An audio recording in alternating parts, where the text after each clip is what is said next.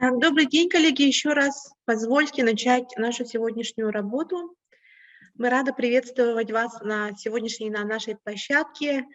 Как вы все знаете, эта площадка у нас организована в рамках Международной научно-практической конференции «Пресса на национальных языках в глобальном медиапространстве». Она пройдет преимущественно в дистанционном формате в связи с реалиями сегодняшнего дня. Как бы мы не хотели видеть вас в городе Якутске, так получилось, что мы не смогли все-таки на этот раз тоже собраться вместе. Мы с вами уже третий год, вот новый этап, который начался, третий год, работаем достаточно эффективно. Есть очень хорошие победы. Эти победы можно назвать маленькими победами в масштабах нашей большой победы. Эта победа заключается в том, что детская пресса на родном языке начала издаваться 85 лет назад в Якутии. И сегодня настало время, когда мы должны перед собой поставить новые цели, новые задачи и достигать это вместе со своими детьми. Почему мы сделали нашу площадку сегодня, немножко выпали из программы, общей программы международной конференции? Мы хотели бы, чтобы вы поучаствовали на основных площадках этой конференции. С завтрашнего дня с 11 часов будут мероприятия, которые проводят Северо-Восточный федеральный университет, Институт гуманитарных исследований Республики Саха-Якутия, Управление по национальному языку администрации правительства, главы правительства Республики Саха-Якутия, а также пленарная часть. Завтра первая пленарная часть пройдет, и в субботу будет проведена вторая пленарная часть.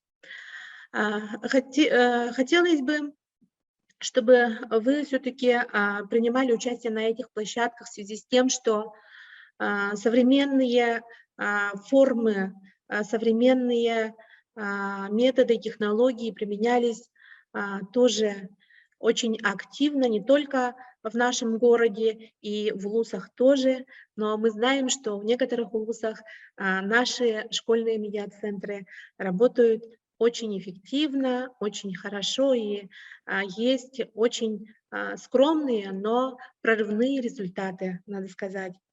Сегодня у нас выступающих 10 человек, поэтому я предлагаю регламент 7-10 минут, вопросы, ответы.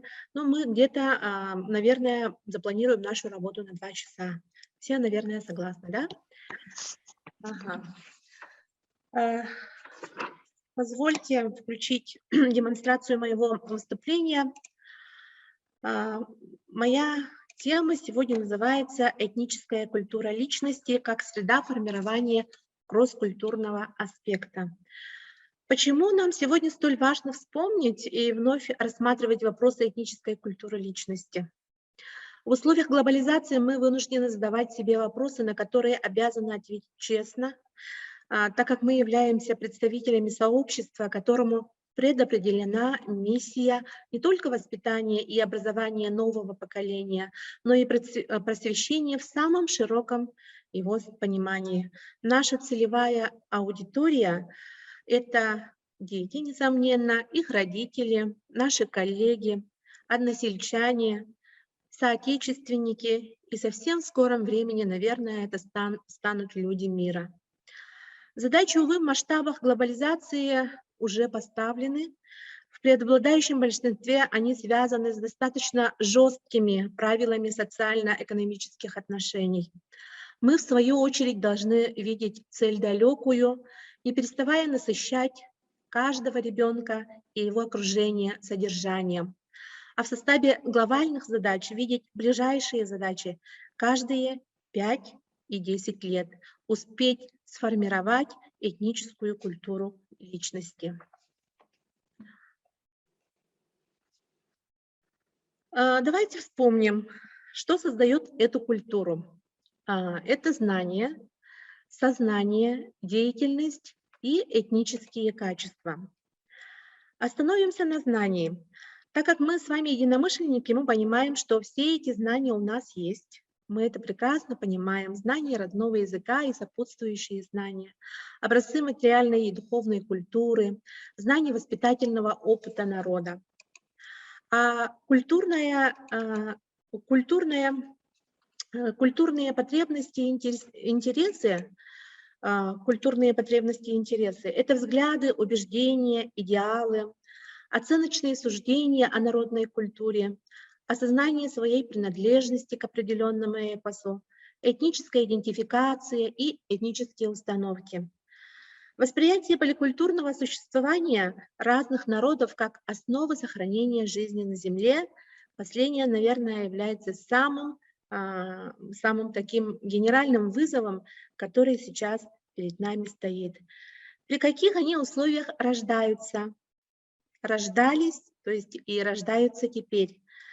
Вот каждый задается сейчас, наверное, вопросом, смогли ли мы вместе с детьми и внуками переехать в город и в центральные города? Или сможем ли мы их вернуть? Или третий вопрос, смогли ли мы создать условия для этнических знаний и потребностей там, где они живут? Этнические качества, здесь, пожалуй, начнем из реалий, которые мы имеем. Толерантность. Здесь условно есть у современной молодежи и с чувством дружбы и единства между народами страны проживания она присутствует. Эмоциональная отзывчивость к красоте, добру и истине народной культуры вроде бы тоже есть. Но она не строится на озабоченности судьбами малой родины, к сожалению. Большой родины, ноосферы.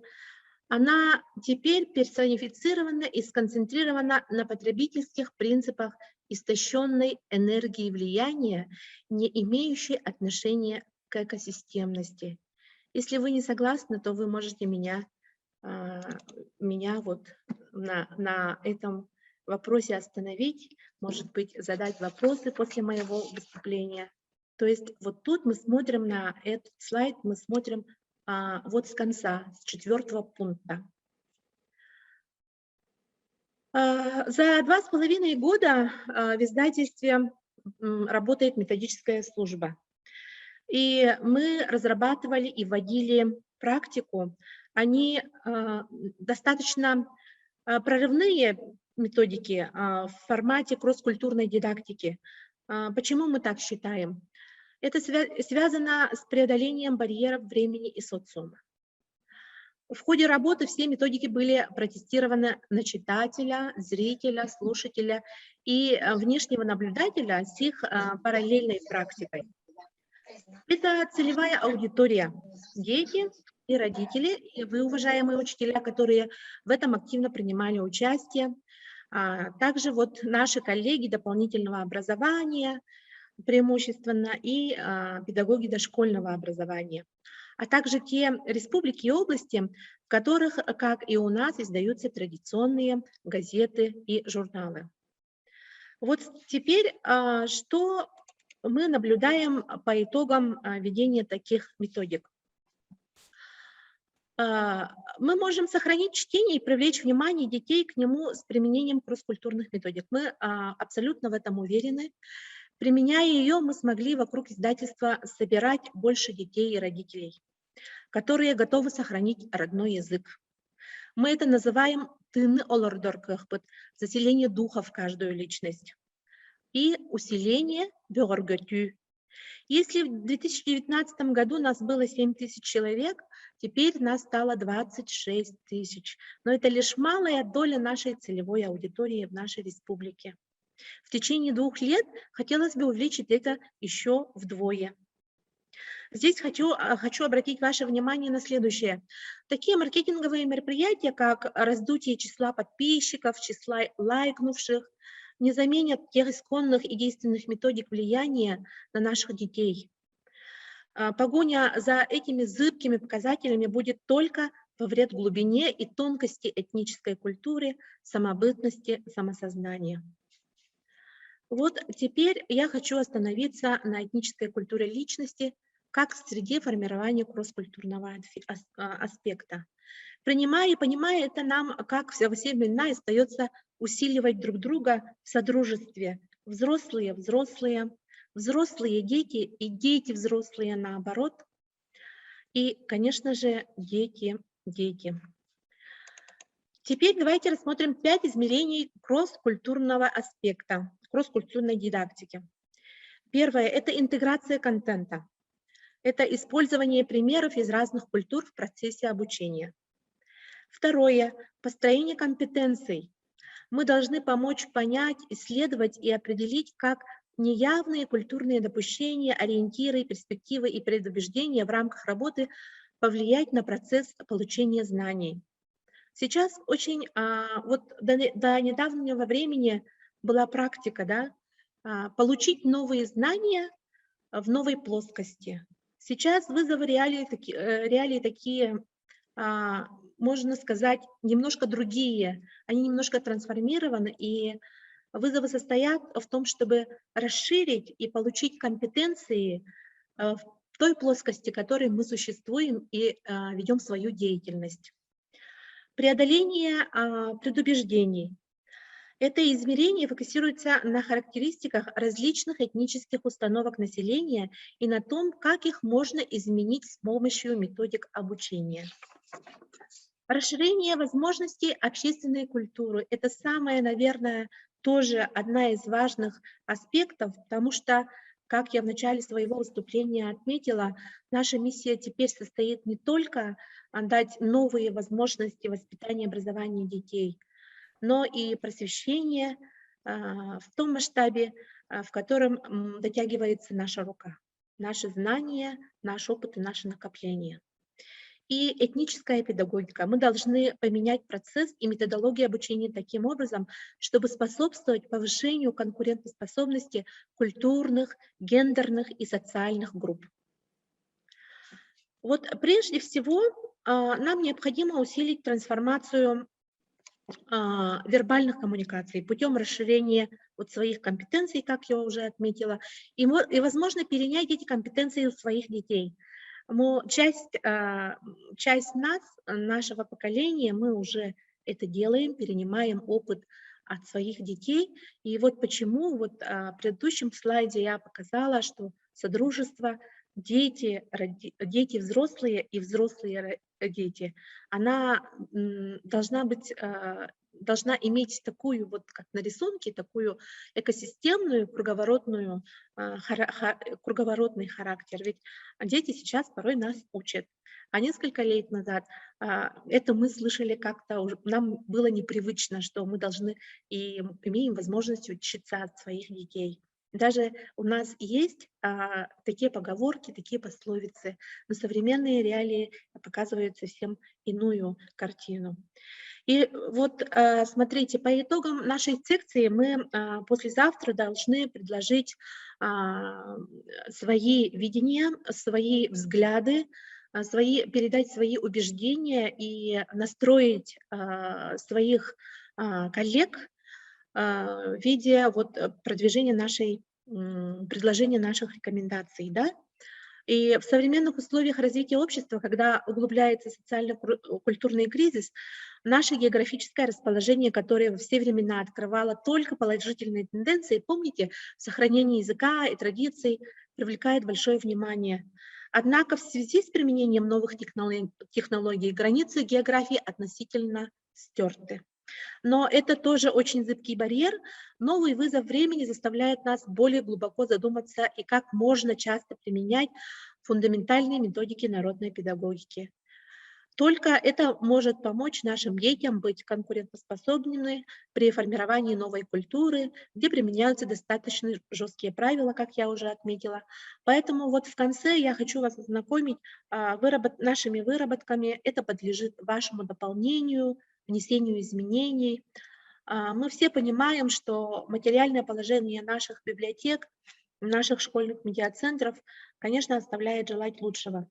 Поэтому на основе этих рекомендаций будет принято постановление правительства, согласно которой мы в течение следующего года будем добиваться финансирования наших школьных медиацентров и центров дополнительного образования. Вот посмотрите, я зачитаю буквально вот то, что мы предлагаем. Да? Предусмотреть механизмы доведения средств муниципальным районам в части использования целевых средств на дополнительное образование путем выделения затрат на часы занятия школьный медиацентр для общих образовательных учреждений и дошкольных образовательных учреждений. Обеспечение литературой на родном языке библиотек общеобразовательных учреждений и дошкольных образовательных учреждений и детских библиотек. Тут, конечно, мы, наверное, добавим наследных библиотек, потому что финансирование библиотек сейчас неоднозначное на усмотрение муниципального образования. То есть каждое финансирование каждой библиотеки зависит от человеческого фактора. Сегодня кто, а завтра кто. Вот. Главам муниципальных районов организовать работу по реализации сетевых проектов «Школьный медиацентр», разработать муниципальные комплексные программы поддержки и развития чтения с планом мероприятий до 2025 года по продвижению чтения позитивных коммуникаций. Почему мы это включили? Потому что в работе Международной научно-практической конференции принимает участие Национальная библиотека Республики Саха-Якутия. И Министерству образования и науки включить в критерии оценивания публикаций педагогов и периодических изданий в формате регионального опыта. Помните, мы когда-то 2 года назад говорили о учителях-блогерах. Да? Это была наша главная и дальняя задача, и мы уже близки к этой задаче, можно сказать, и мы хотим, чтобы учителям и педагогам дополнительного образования гуманитарных направлений все-таки стали помогать учителя других методических объединений.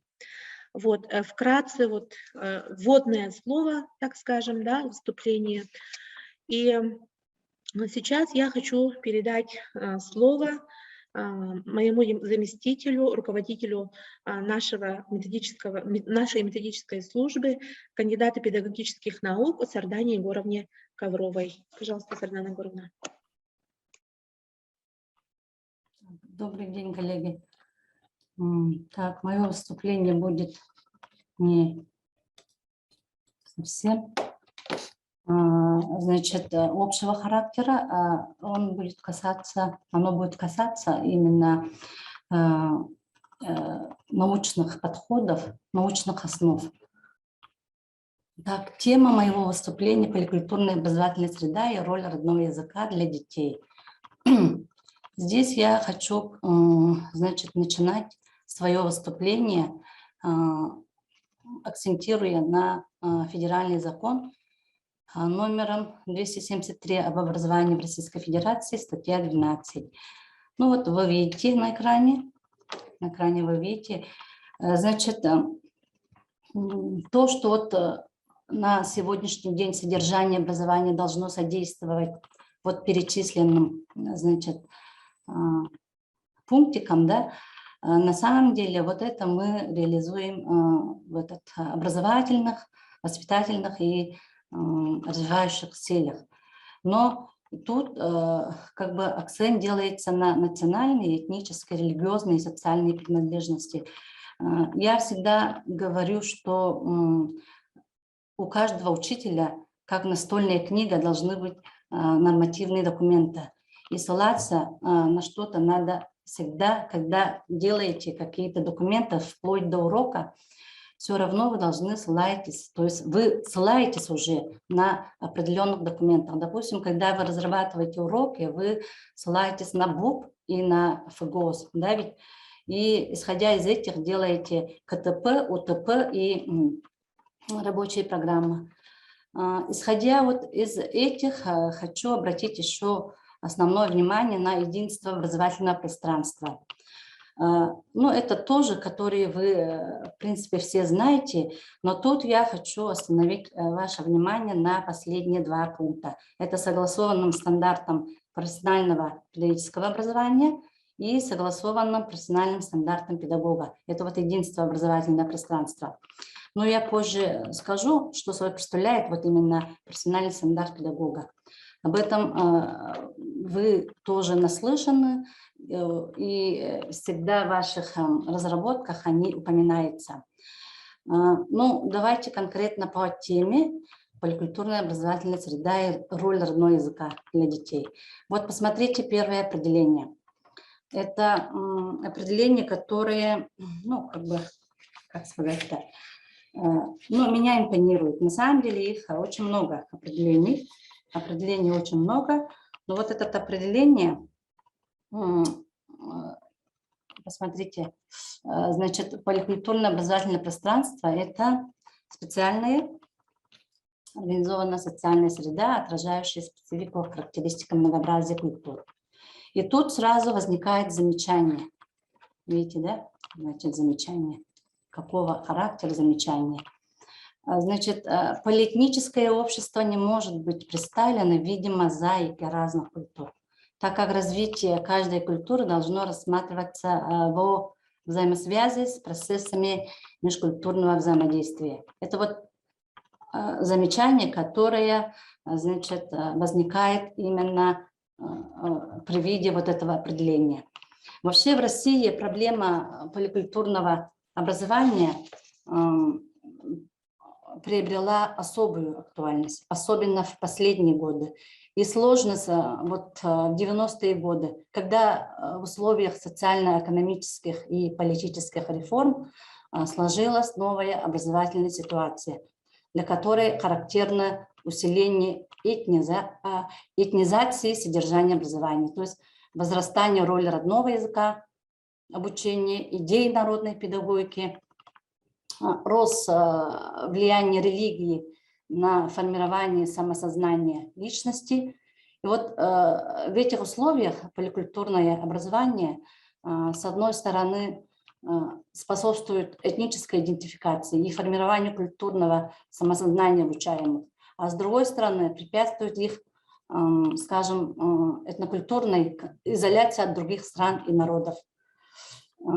Теперь давайте посмотрим. Исходя из этого, так приобретает такой термин поликультурное общество. Что собой это представляет? Это общество, которое представлено множеством культур, но при этом каждый человек придерживается своей культуры и уважает другие.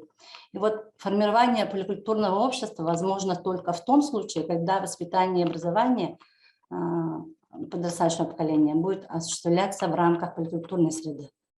То есть опять возникает замечание. Замечание какого характера? Вот посмотрите, у вас на экранах есть. Основной целью поликультурной среды образовательного пространства является как раз формирование осознанных, позитивных ценностных ориентаций личности в отношении к своей собственной культуре и культуре других народов.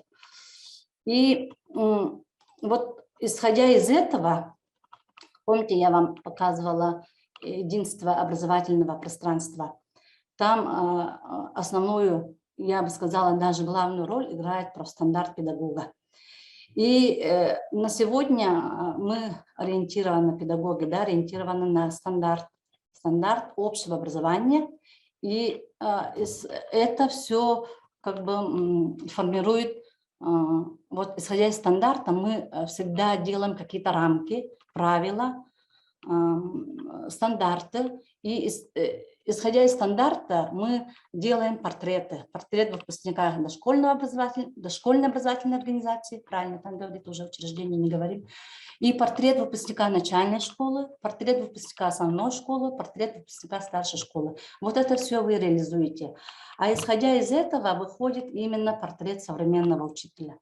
Ну тут это вы все знаете, вот эти направления, 7 основных направлений: патриот, личность, там, владеющий содержанием, педагог, способный к проектированию.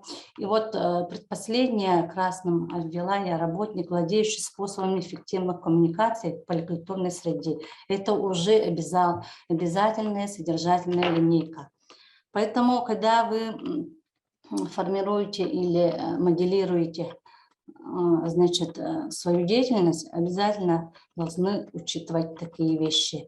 Исходя из этого выходят следующие определение, что такое поликультурная образовательная среда. Но я тоже тут как бы свое предпочтение отдала Сурабсова.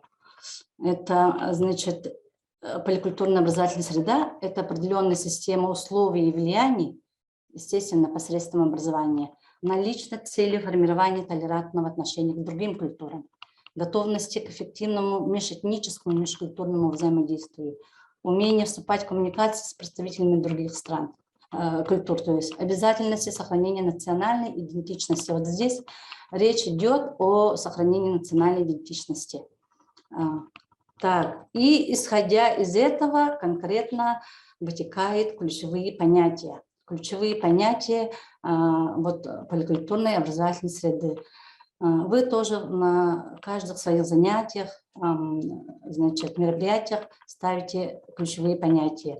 В данном случае у нас ключевые понятия – это поликультурная или космополитическая компетенция, поликультурная личность и многокультурная среда. Ну, вы можете еще добавить.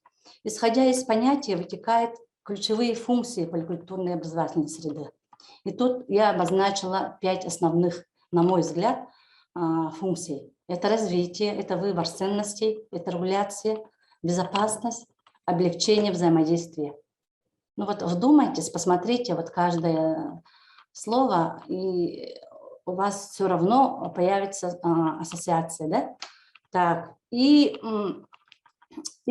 вот видите, друг из друга вытекающиеся ключевые понятия, ключевые функции, и идет уже конкретно компонент поликультурного образовательного пространства. Вот плавно мы переходим. Это вот уже мы рассматриваем комплексный подход. Тут, конечно, тоже могут быть и другие компоненты, но я выбрала 4 основных. Это личностно-ориентированный, о котором мы постоянно говорим уже, да, во всех документах наших, ценностно-содержательный. И тут вот 3-я линия, регионально-интеграционный. Вот этот на сегодняшний день занимает как бы главную линейку, мне кажется, и операционно-деятельностный. И вот когда все вот эти вещи мы обозначили, да, понятия, функции, компоненты, и уже возникает о модели, речь идет о модели. Мы должны уже сформулировать, то есть смоделировать, создать вот модель поликультурного образовательного пространства. И вот именно модель поликультурного образовательного пространства различаются по методу обучения, и по методу обучения выделяют вот 2 основные ключевые моменты. Это экспериментальная и дидактическую модель. Вот посмотрите, дидактическая модель – это тут как бы основной акцент делается на понимание культуры осуществляется эффективнее через традиции, истории, обычаи, общение с представителями. А экспериментальная модель, здесь ключевую роль играет именно знание культурных ценностей, лучше всего получать посредством собственного практического опыта, например, путем организации национальных праздников и так далее. И по содержанию, я там сказала, по методу обучения делится модель поликультурного образовательного пространства. Вот мы рассмотрели по методу обучения, а вот по содержанию обучения они различаются по 2 направлениям. Это общекультурные и культурно-специфические модели. Коллеги, конечно, это понимается очень сложно, но тем не менее мы должны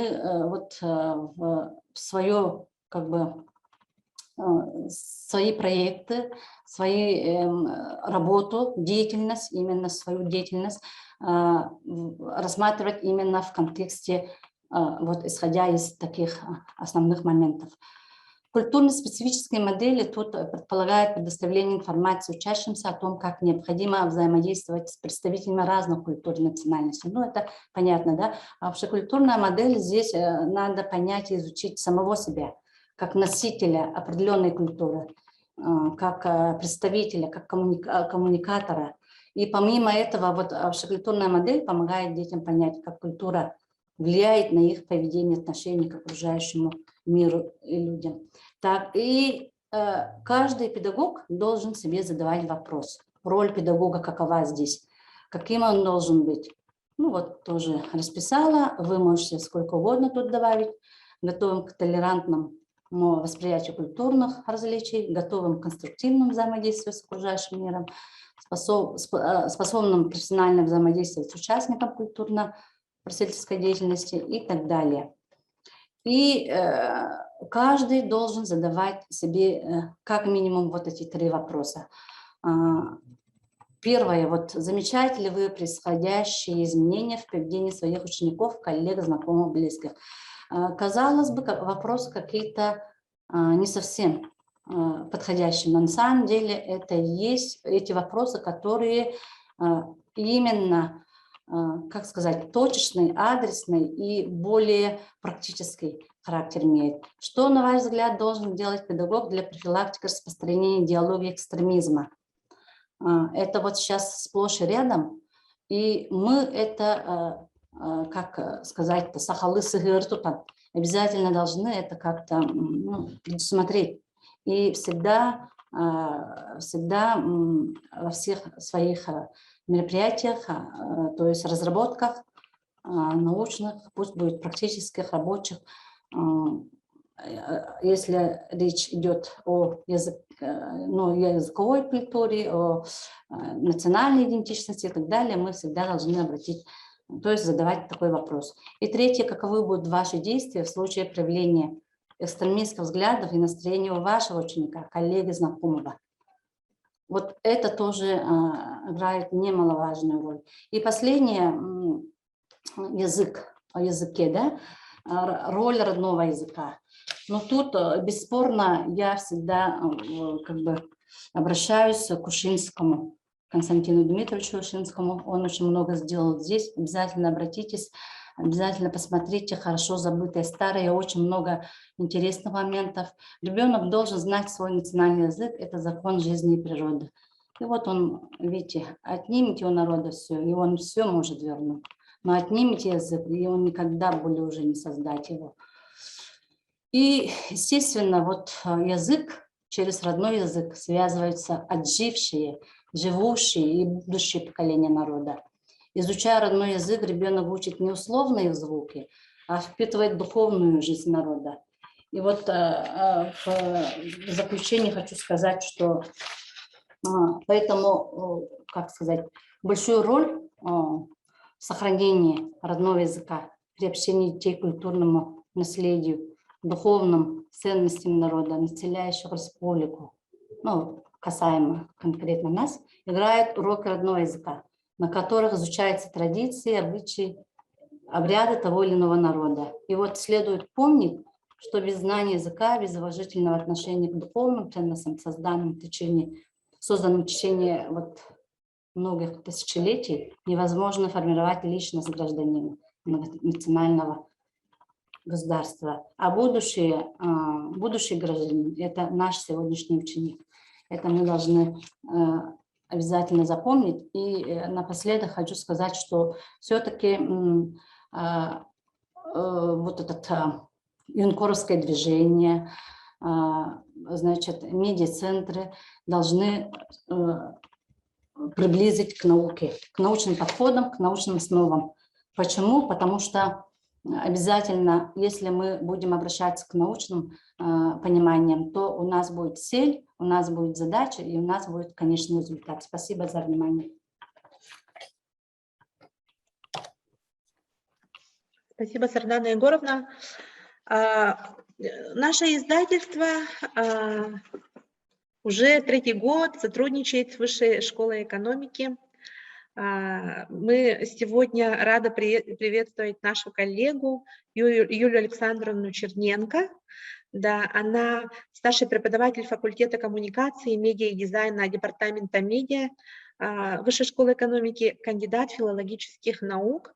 Она сегодня расскажет о том, как внедрялся очень интересный проект рядом с нами в Хангаласском районе. школьный пресс-центр как инструмент воспитания и развития талантов учеников по материалам Академии журналистики в Хангаласском улусе. Тема выступления Юлии Александровны. Пожалуйста, Юлия Александровна, вам слово. Спасибо огромное, коллеги. Очень рада сегодня участвовать. Очень интересные первые доклады, задающие такую классную рамку. Я вот прям чувствую, что сейчас буду стараться до вашего уровня дотянуться.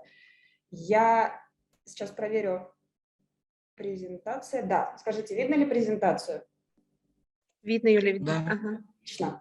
Хорошо, тогда по ключевым моментам пройдусь. Моя презентация чуть более практикоориентированная, хотя многие мысли из уже высказанных вами, конечно, очень откликаются. Я тоже считаю, что научный подход необходим в организации работы пресс-центра. Мы его придерживались, когда Академию журналистики запускали. И, конечно, все, что связано с национальной идентичностью. Сейчас подробнее расскажу, как у нас получилось с этим повзаимодействовать. Но в первую очередь один из моментов, который, мне кажется, важно упомянуть, это то, что связано с развитием современной медиасферы. Вот по данным Brand Analytics в октябре 2021 года было 66 и более миллионов активных авторов в социальных медиа. То есть это огромное количество людей. И это огромное количество людей публикует еще более огромное количество контента. То есть на нас находит лавина контента. И не всегда этот контент, к сожалению, не всегда качественный. При этом качественного контента довольно мало. И мне кажется, что особая роль школьных пресс-центров под руководством педагогов как раз в том, чтобы создавать качественный контент, который отвечает потребностям локальной аудитории, который позволяет как раз рассказать про свою специфику, свои родные места, свои традиции, обычаи, интересные истории и рассказать при этом всему миру, потому что медиакоммуникации таковы, что на тот опубликованный пост, который сделан, может зайти как местный человек, так и человек из далекого города, человек из другой страны, если этот пост так или иначе переведен и адаптирован. Поэтому, несмотря на такое огромное количество авторов и такое большое количество информации, для хорошего, качественного контента всегда есть ниша.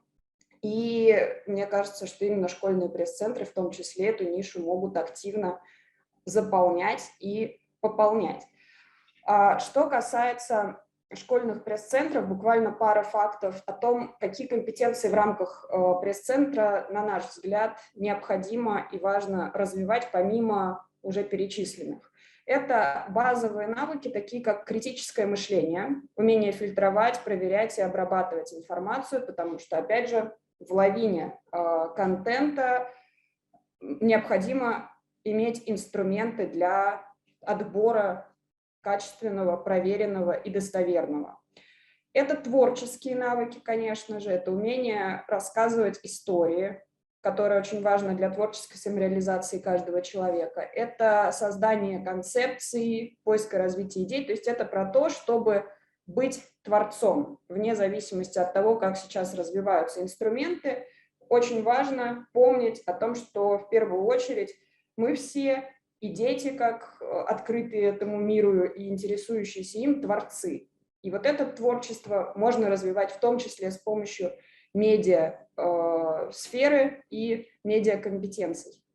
И третий важный момент – это работа в команде, потому что, опять же, команды могут быть совершенно разными. Эти команды могут включать как представителей, например, одной школы, так и разных школ. И это уже встреча немножко разных контекстов, разных представлений о жизни, разного опыта. И такая работа в команде, она готовит наших учеников к будущему, потому что любой проект очень сложно реализовать в одиночку. Важно заручиться поддержкой своих товарищей, поэтому важно уметь работать и как раз учитывать те культурные особенности, которые есть у сокомандников, понимать свои, уметь выстроить это взаимодействие, уметь эмпатировать, оценивать ресурсы.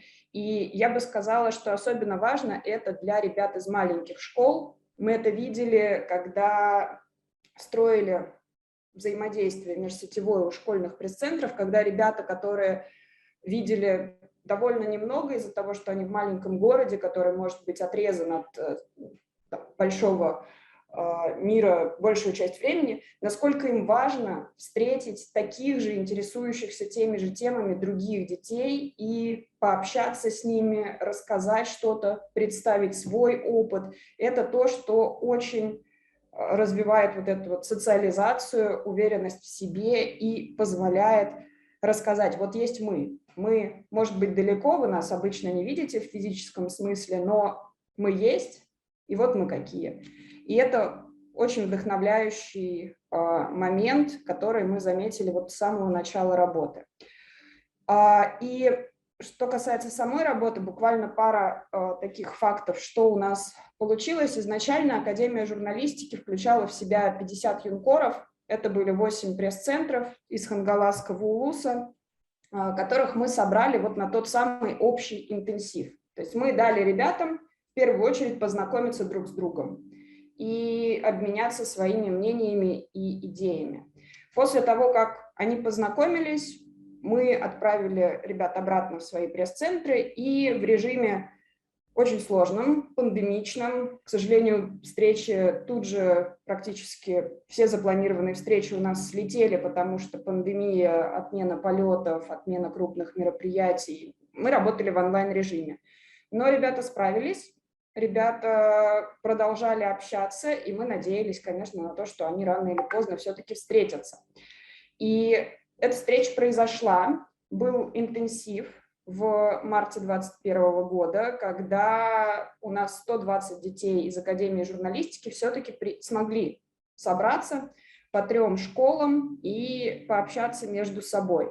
И что самое важное, на мой взгляд, и самый такой важный результат Академии, был общий межшкольный, между несколькими пресс-центрами, выпускной проект, посвященный годовщине 22 июня 1941 года. Ребята сняли документальный фильм про эту дату, обращаясь к истории своих родных мест. Они рассказали, как 3-я школа в Покровске была основана в военные годы и сразу после войны. Они показали интересные истории ветеранов, тех, кто уходил, рассказывали про то, как жил улус во время войны. И получилось, что по сути своей проект, с одной стороны, стал хорошим медиапроектом по истории, то есть это можно включить в уроки истории в школах, как показ, как обсуждение, дискуссию о фильме. А с другой стороны, он очень сильно и очень важные вещи затрагивает для самих юнкоров, потому что это история их дедушек, бабушек, прадедушек, прабабушек, и они выражали свое мнение о том, почему важно, в принципе, помнить эти события. В конце фильма блиц-опрос юнкоров, что и как они помнят, и почему для них это важно. И вот, на наш взгляд, такой выпускной проект сетевых пресс-центров, он может объединять, может как раз соединять в себе несколько вот этих принципов работы в команде, синергии, выбора своих ценностей и взращивания своих ценностей. Поэтому это был один из самых удачных опытов внутри Академии, и фильм, мы надеемся, что будет еще показан более широко, чтобы больше людей о нем узнало, пока мы только в Хангаласском улусе проводили обсуждения и встречи о фильме. И была медиасмена, где ребята на базе лагеря Блуз тоже пробовали делать свои медиапроекты. И опять же, здесь мне хочется подчеркнуть момент, связанный с тем, что проекты в медиаформате отлично интегрируются в другие школьные предметы. То есть можно сделать медиапроект по литературе, можно сделать по географии, можно сделать по математике. И эти медиапроекты могут быть использованы самими учениками для того, чтобы поучаствовать, например, в «Шаге в будущее», как большой олимпиаде. для того, чтобы пополнить свое портфолио, если они хотят поступать на творческие специальности, что-нибудь в сфере креативных индустрий и так далее, и так далее. Поэтому вот такие большие проекты, они сразу бьют по нескольким целям. Какие базовые задания у нас были? От простого к сложному: написать заметку, провести интервью, сделать репортаж и потом только подготовить аналитический материал, пройдя все предыдущие более легкие этапы. Что касается межэтнического аспекта, мы уделяли внимание тому, чтобы ролики, если у нас выходили видео, обязательно сопровождались субтитрами. Если ролик на якутском языке, у него русские субтитры. Если ролик на русском языке и в фильме точно так же, у него якутские субтитры. Это, с одной стороны, развивает вот этот технический навык адаптации под разные аудитории, умение делать эти субтитры. С другой стороны, позволяет сам опыт перевода подумать о разнице культур, о том, как лучше перевести какие-то вещи, какие вещи перевести невозможно, и это тоже нормально. Опять же, в небольших поселениях мы встречались часто с тем, что ребята стесняются говорить по-русски. Поэтому мы старались через игровые упражнения пробовать наладить вот это межэтническое взаимодействие и попробовать все-таки чуть-чуть помочь ребятам чувствовать себя менее стесненно, менее скованно при разговоре на русском языке, который не является для них родным. И опять же, вот как раз то, про что я говорила, межшкольное проектное взаимодействие важное для ребят из маленьких школ, чтобы найти единомышленников. Если говорить про правила, которые мы выработали, они перекликаются на самом деле с тем, о чем уже говорили. Это про инициативу детей и помощь учителя в том, чтобы поставить четкие задачи, но все-таки мы пришли к выводу, что важно, чтобы проект был для детей важен, и чтобы он отвечал их интересам, их целям, раскрывал их творческие таланты. Даем обратную связь. Пробуем новые вещи вместе, то самое учиться у своих детей, потому что мы понимаем, что не каждый сейчас там проводил эфиры в ТикТоке. Возможно, дети наши лучше знают, как проводить эфиры в ТикТоке, чем мы, поэтому здесь важно учиться вместе и давать детям возможность стать учителями, давать им ответственность такую. И поощряем, конечно, достижения каждого ребенка. Опять же, в фильме у нас перечислены поименно все юнкоры, которые принимали участие, даже если человек просто там сделал несколько субтитров или просто кусочками монтировал, все равно мы этого ребенка указываем и рассказываем, что да, он этот вклад в общее дело сделал. Что касается перспектив формата, очень коротко, тоже про это уже говорили: внедрение медиапроектов в уроки школьной программы, создание клуба медиакоммуникаторов, и вот эта идея клубного движения, мне кажется, у нее большой потенциал и большая синергия с единым детским движением республики, потому что налаживать коммуникации между разными территориями – это то, что клубы делают очень хорошо, поэтому мы смотрим с этой перспективы на академию в том числе. И еще один важный момент – это то, что наши академики могут становиться поддержкой для учителей при цифровизации образования. То есть если у нас есть хороший, гениальный учитель по математике где-то в одной маленькой школе, мы всегда можем предложить академиков, которые запишут урок с этим учителем, выложат его на YouTube, и весь УЛУС, вся республика может получить доступ к этому гениальному математику, к тому, как он подает материал и как он рассказывает о своей теме. И, по сути, это может стать классной библиотекой образования, в том числе образования, связанного с национальным аспектом, который доступен любому с доступом в интернет. Поэтому вот здесь тоже мы видим это как один из очень перспективных векторов. Ну и, наконец, очень короткое тоже полезные материалы, куда обратиться, если хочется посмотреть на пособия, связанные с медиаобразованием, на упражнения, на больше почерпнуть. Я бы очень рекомендовала сайт проекта «Медиакласс» в Московской школе. Это проект, который мы в том числе делаем. Мы авторы учебников по проекту «Медиакласс» в Московской школе, и учебники выложены в открытый доступ. на сайте проекта. Там можно находить прямо методические пособия по темам, расписанные, и там будет в перспективе много разных учебных пособий от МГУ, от МГИМО, от РУДН и так далее, и так далее. В общем, полезный ресурс с готовыми методичками для использования. Ну и другие, которые просто дают отдельные упражнения и материалы для вдохновения. Спасибо огромное. Я закончила. Спасибо, Юлия Александровна. Очень полезно, я думаю, для наших коллег, особенно вот учебников и методичек, которые можно практически применить прямо вот с сегодняшнего дня. Да. Спасибо большое. О нашей практике и о нашей работе я хочу, чтобы рассказала наш главный редактор издательства Татьяна Ильинична Жиркова. Ее выступление «Этнокультурные варианты детской печати как среда формирования языковой картины мира». 85 лет нашей истории и печати на родном языке. Прошу вашего внимания. Спасибо, Ольга Ивановна. Добрый день, коллеги.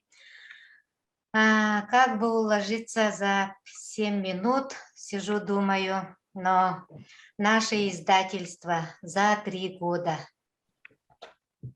руководство Ольги Ивановны, Сарданы Егоровны, отдельной методической службы детского издательства «Кескель», откуда идут очень хорошие ориентиры, целенаправленные ориентиры.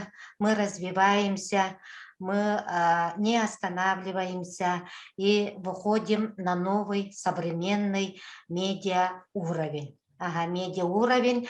Но в сфере детской печати я работаю 23 года. И постоянно вот слежу, как мы развиваемся, что, и поэтому я говорю, что мы выходим на новый современный уровень. Мы издаем 4 социальные значимые издания.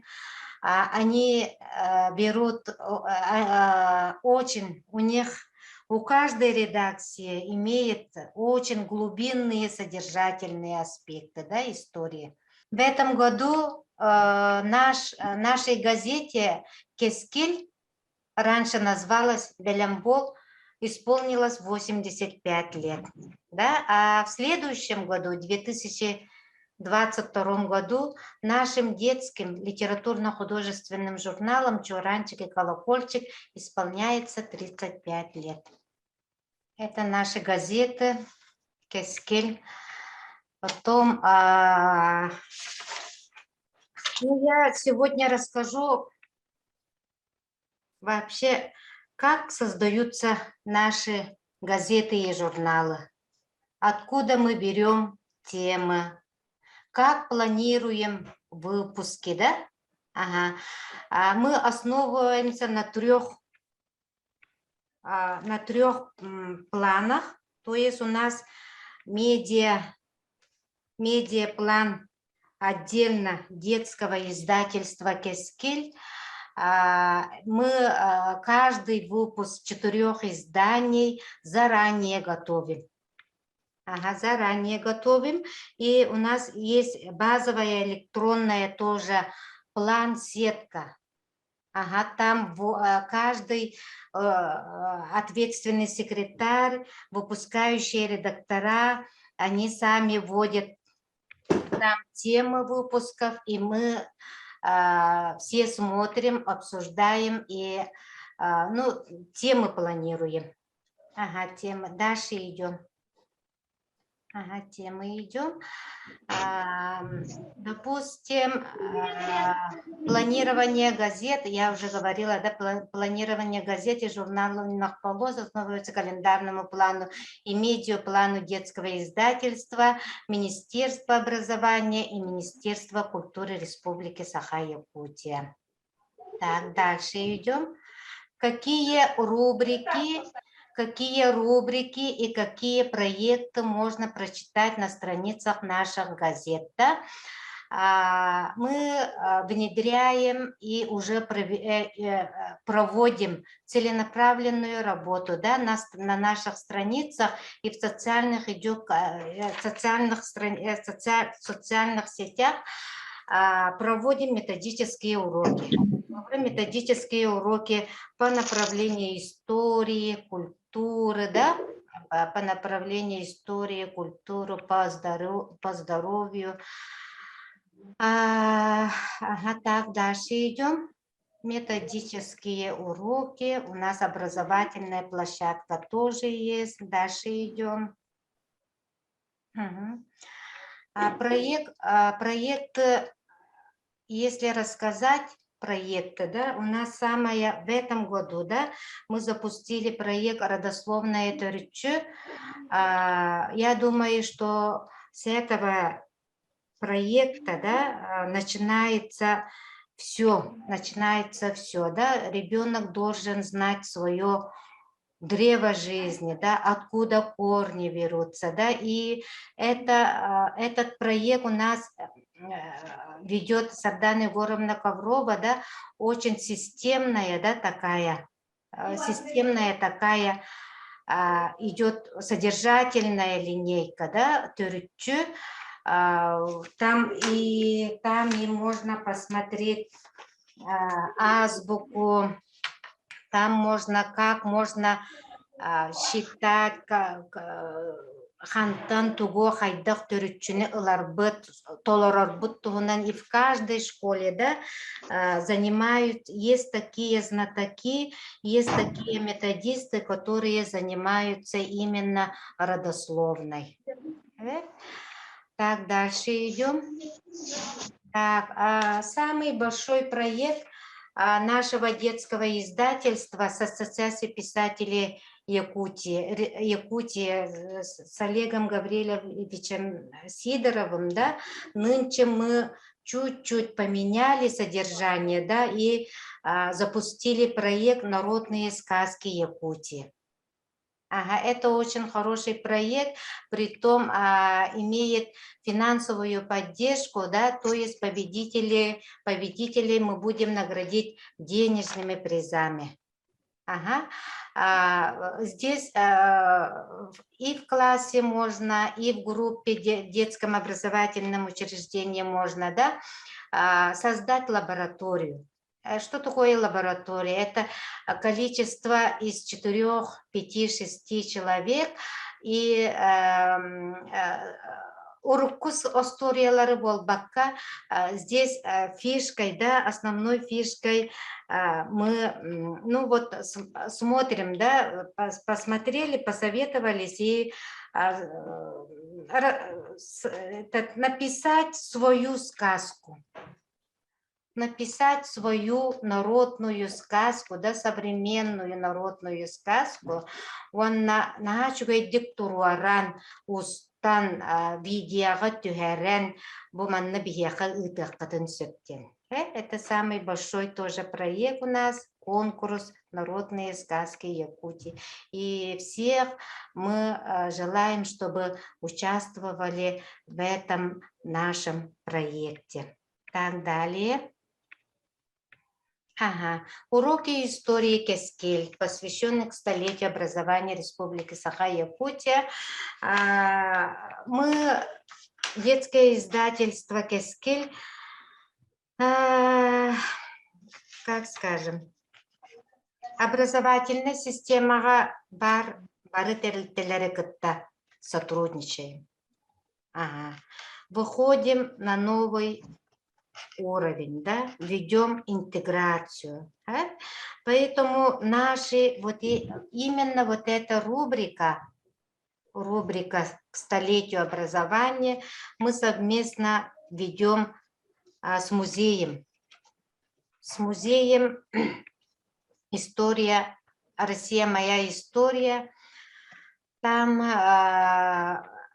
у нас есть замечательный партнер, историк Виктор Борисович Борисов, и он, и детская редакция Кескиль, вот именно эти полосы ведем.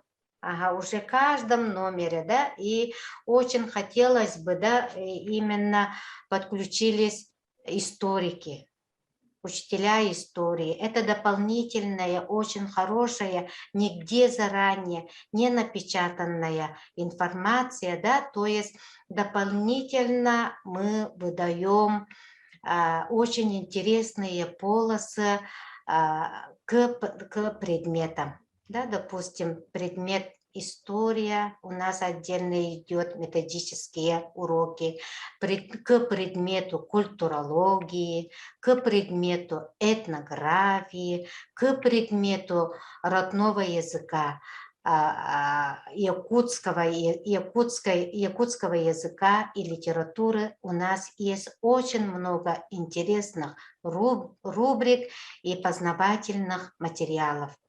Так, далее. Так, хотим вас порадовать. Вот буквально позавчера наши коллеги из редакции детских журналов и газет «Кескель» прилетели с Республики Татарстан, где мы провели дни детского издательства «Кескель» в Республике Татарстан. Выходим, ну, раньше до этого, да, это наши друзья, детские журналы и газеты «Сабантуй», «Салават», «Купери», «Ялкын», молодежные журналы, да, и по приглашению наших татарских коллег, детских изданий, буквально за 5 дней мы провели там. Это выпускающие редактора Сардана Анатольевна Матвеева, Вера Прокопьевна Петрова и Сардана Олеговна Афанасьева. Там была очень хорошая, обширная программа. Татарские коллеги сами они придумали, да, провели круглый стол «Новый век детских журналов», они там замечательно, они погостили в детских образовательных инновационных школах, их тоже пригласили. Очень такой интересный детский садик своими национальными корнями, да, и это был обмен опытом, да, мы постоянно сотрудничаем, обмен опытом. Коллеги очень довольные, и татарские наши коллеги, и наши девочки прилетели совсем новыми взглядами, идеями, да, как раз на фотографиях вы видите генерального директора, главных редакторов.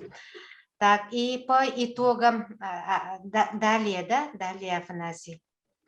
По итогам нашего визита детских изданий в декабрьском номере мы подготовили специальный выпуск, спецвыпуск, вкладку «Doğurdu сыгын көмістәғір күнді», где мы не все, мы не как бардым бирге гаянук папыт, поэтому мы частичку, да, мы уже показали, и буквально на следующей неделе мы получим из типографии, да, допустим, нашего главного редактора, она работала у нас в наших редакциях, Ольга Николаевна Корякина и Умсуры, стихотворение, перевод сделала тоже татарский писатель, что Мучу Чадин, потом словарик тоже мы показали, как мы якутско-татарский, татарско-якутский, как переводится детям, мы показали. И вот вкратце нашей информации. Так, далее. Вот тоже Шурале. Кто такой? Шурале – это главный герой татарского журнала «Салават» Купери, а у нас в детских журналах «Колокольчик» и «Чуранчик». Далее. Ага. Это наше детское издательство «Кескель», творческий коллектив детского издательства «Кескель». Далее. Так, возрождение и развитие венкийского языка.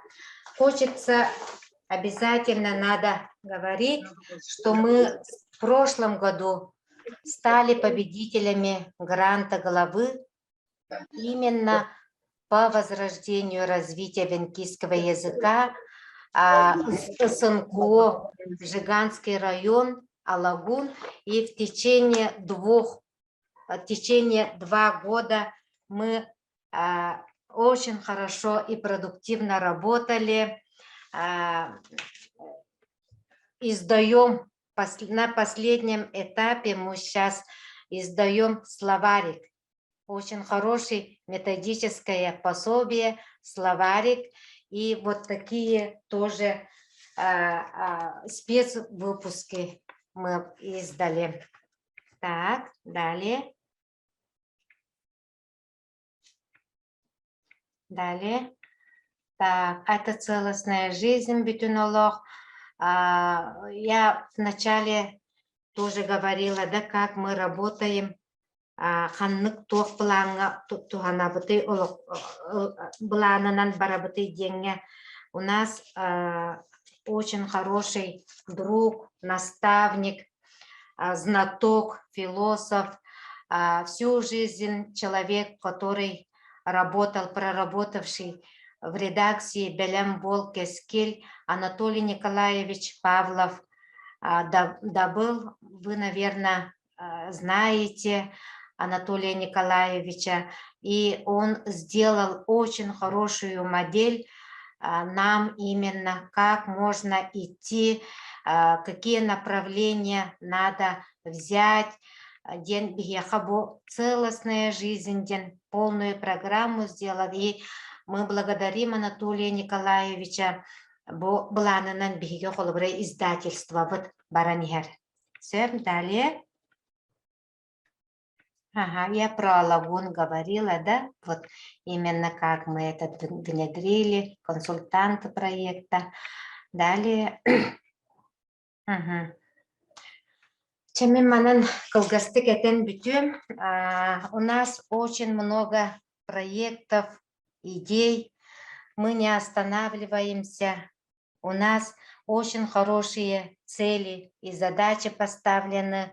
И юности Севера, да, юности Севера обязательно надо подчеркнуть, что сперва она была не простой газетой, она была просто газетой, а мы сегодня вот на руках у каждого, да, подростка, учащегося, он получает вот такой замечательный, научно-популярный, именно научно-популярный образовательный журнал «Юность Севера». Вы, наверное, наслышаны, и вот эти журналы «Юность Севера» и наш журнал «Колокольчик», в будущем году мы планируем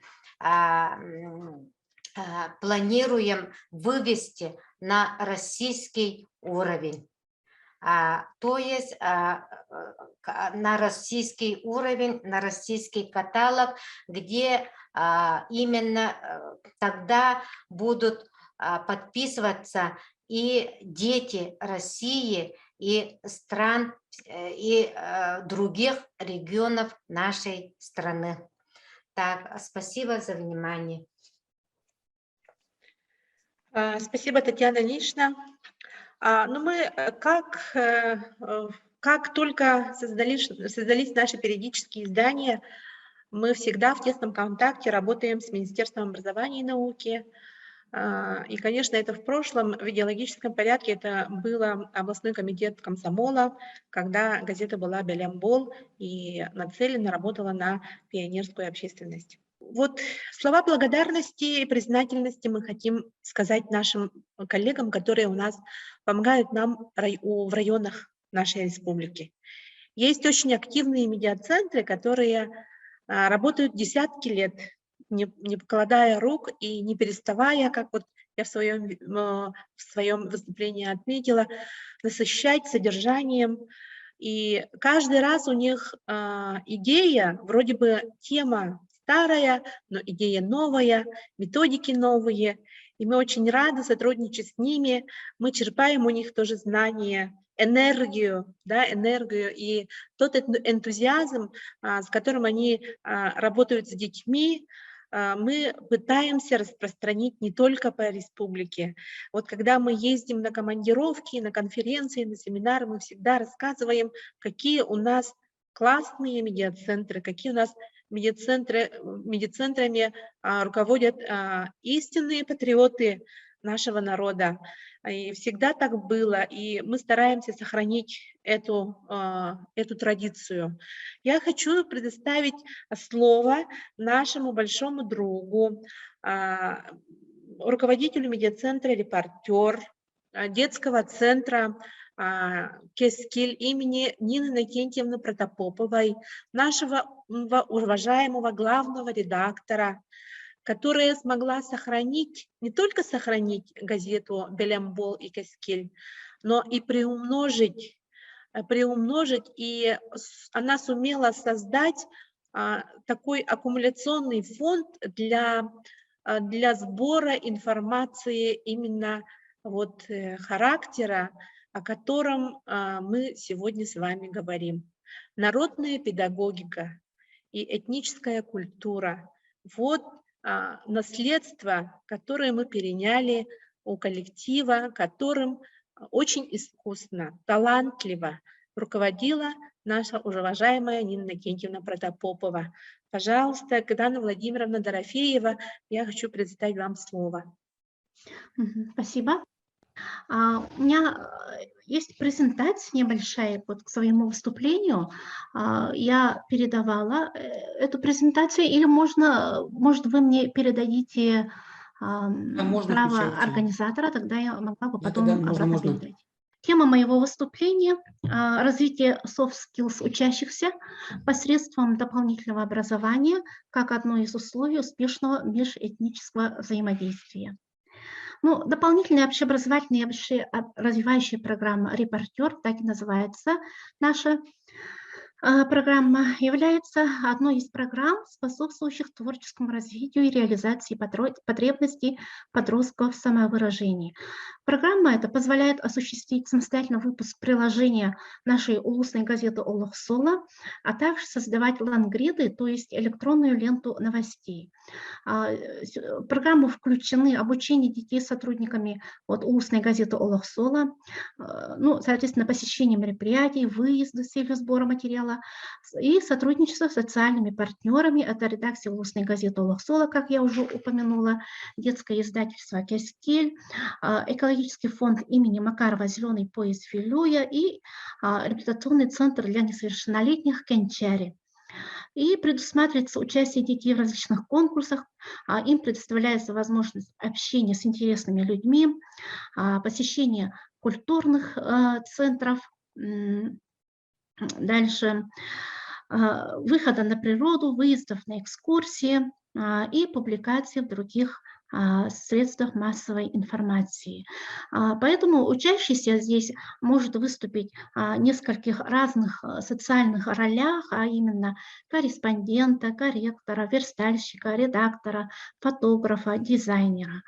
И в результате обучения у детей развиваются, как принято говорить, hard skills, то есть твердые навыки, такие как умение писать творческую работу, публикации, самостоятельно готовить, навыки работы не только на базовых компьютерных программах, но и специализированных.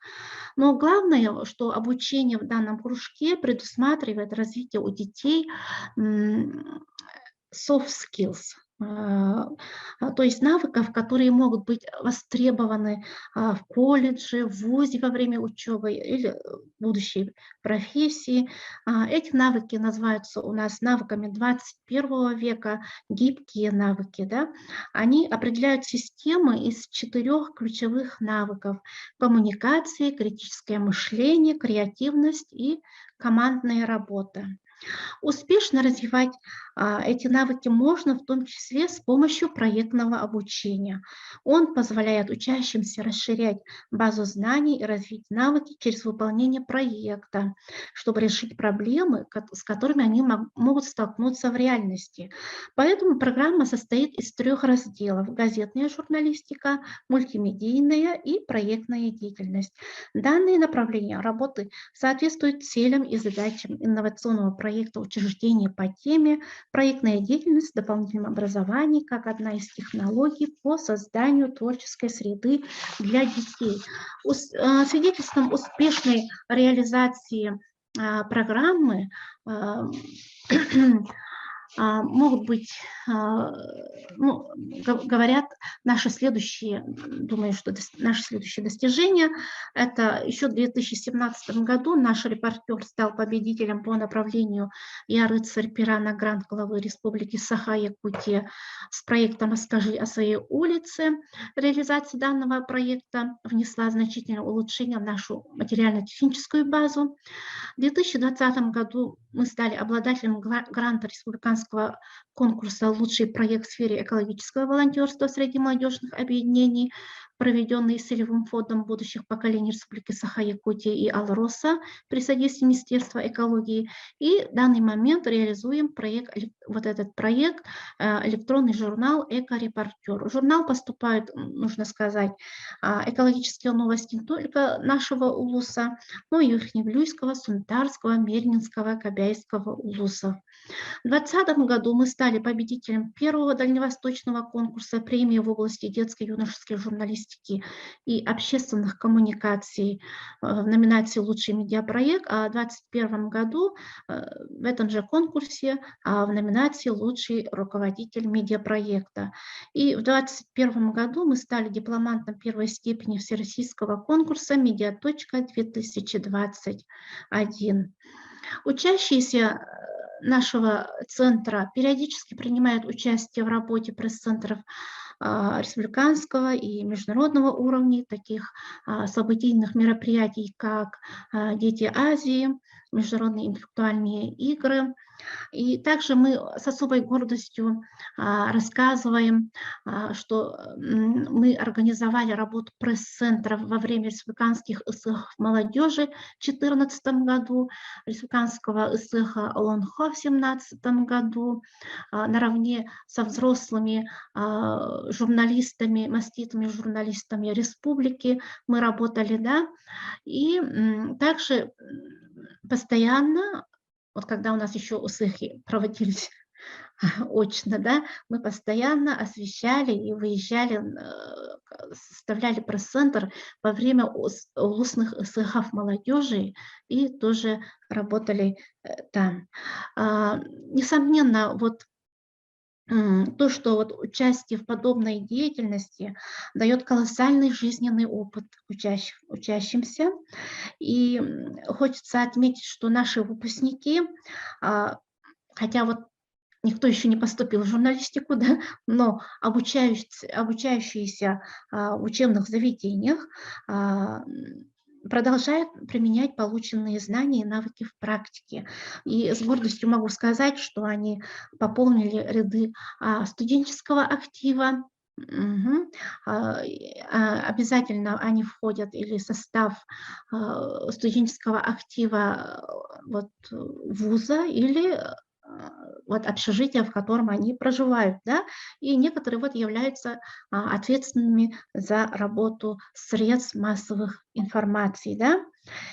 И хочу сказать, что таким образом вот дополнительное образование дает не только конкретные знания, умения в определенной области, но и подготовку к будущей взрослой жизни не только на своей малой родине, но далеко за ее пределами. Подобная практика дает детям возможность свободно изъясняться, выражать свои мысли устно и письменно на 2 языках, на своем родном якутском и русском, отстаивать их, общаться с другими людьми. Если будет необходимость, то, возможно, и руководить ими. Нужно отметить, что наши издания осуществляются на 2 языках, материалы у нас бывают на 2 языках. на якутском и русском. И даже вот на нашем электронном журнале «Эко-репортер» мы включаем публикацию на якутском языке, который распространяется в сети интернет. И отрадно то, что у нас есть учащиеся, которые пишут стихи, сказки, рассказы о природе именно на нашем родном языке. Так, ну, хотя, конечно, как и везде, у нас есть проблема того, что мало читают дети. И в связи с этим у нас в нашей газете есть специальная рубрика «Читаем вместе», где наши учащиеся, наши юнкоры пишут иногда рецензии или рекомендации о книгах прочитанных. И еще мы несколько лет назад реализовали проект «Книжкин дом», который у нас теперь установлен и функционирует в нашем детском учреждении. А так у нас в Улусе есть очень такие хорошие, замечательные проекты именно по развитию чтения учащимися. Вот, если есть вопросы, пожалуйста, коротко вот так вот у меня. Спасибо за внимание. Спасибо, Кадана Владимировна. Ну, я предлагаю, наверное, сейчас перейти к обсуждению, к предложениям. Но от своей стороны мне хочется добавить, что в следующем году нас ждут мероприятия в том плане, что пройдут очередные международные интеллектуальные игры в республике, и мы будем набирать юных корреспондентов. Но тут, конечно, о полингвальности я вам тоже скажу, да, дети желательно должны владеть английским языком. Мы будем их тестировать и, наверное, будем классифицировать, ну, есть планы классифицировать, то есть распределить по группам и дать возможность работать на этих играх репортерами, вести свои блоги и делать локальное средство массовой информации. Ну, с такой работой наши юнкоры уже давно занимаются. Есть очень хороший опыт работы на играх «Дети Азии», которые прошли и здесь, и в Сахалине. Есть опыт работы на международных научно-практических конференциях, которые мы администрировали совместно с Малой академией наук. Вообще вот хочется напомнить, что на страницах газеты «Белямбул» и «Кескиль» дети сперва начинали писать о своих исследовательских работах, о каких-то своих скромных исследовательских работах. И мы вот пытаемся сейчас это возобновить, не только писать событийные новости, да, а познавательные, удивительные вещи глазами наших детей. Извините, я хотела бы выступить английское слово Ксения Егоровна. Да, пожалуйста, Ксения Егоровна, мы вас слушаем. Добрый день, уважаемые коллеги. Вас приветствует Советский вуз, медицинский наслед, экономический СОЖ имени Ивана Егоровича Ленина. Я руководитель пресс-группы АРЛ. А так наша газета связана, наша школа с газетой «Белямбол» связана еще с 1937 года. Этому способствовал учитель, уроженец Верхневилюйского улуса Сивцев Андрей Ксенофонтович. Именно он тогда первые заметки детей, гучинских детей отправил своему земляку, редактору газету Никифору Кириковичу Седалищеву Георгия Анстыра. Вот поэтому в нашем архиве есть очень хорошие первые заметки детей 1937 года. Например, Афанасьев Степан написал, что он очень любит читать якутскую литературу, в частности, Аюнского, Урастырова и так далее. Да, Жирков Митя очень хорошо написал о том, что учится на отлично, сколько у него оценок, любит читать Аюнского, Элле и так далее.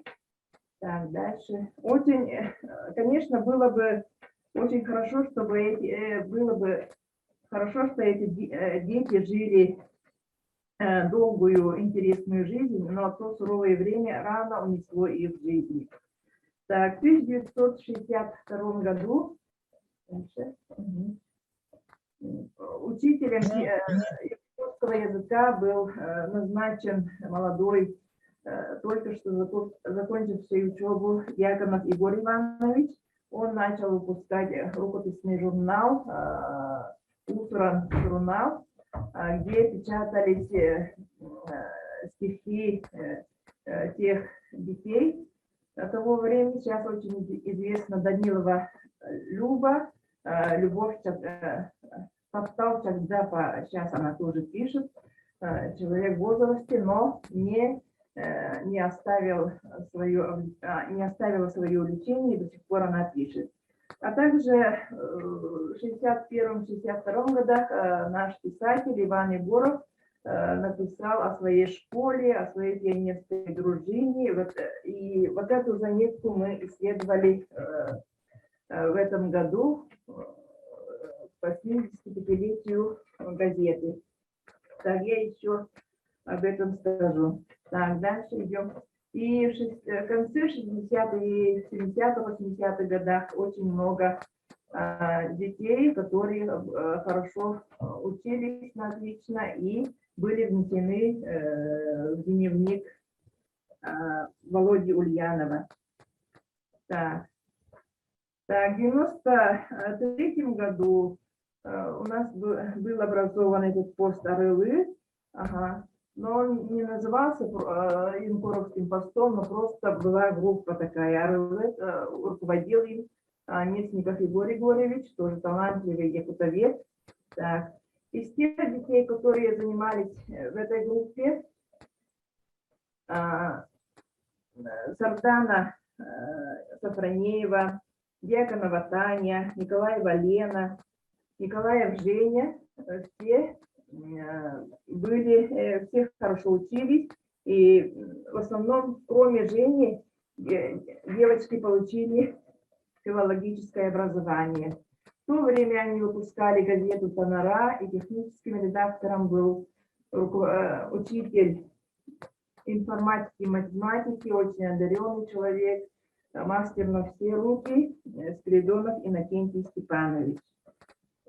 Вот эти дети, которые занимались в посте АРЛ группе.